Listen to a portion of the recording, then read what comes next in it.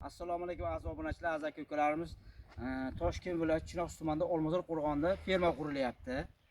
Shuni sizlarga tanishtirib o'tamiz.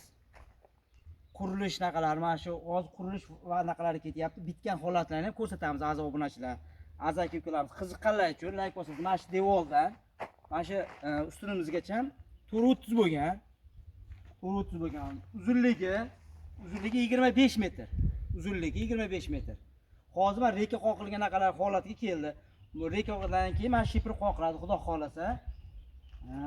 Qulayli tomonlari buni hammasi ichida bo'ladi. Oxir, mol turadigan joylari va keyin ana arava orqada yuradigan, bo'qiladigan joylari hammasi bo'ladi. Keyin yana qiziqqanlar uchun lomboz qilinmaydi uni. Lomboz qilinmaymiz. Yangi chiqqan variantini qilamiz. Mana ustalarimiz yaxshi ishlagan. Mana bundaqa pukek. Mana aziz obunachilar pukek. O'sha pukekni tepaga qotirilib chiqadi. Xudo xolasa chiroyli chiqadi. Lombozni o'rnini egallaydi. Lombozdan ham zo'r xudo xolasa. Mana yangi chiqqan pukegimiz.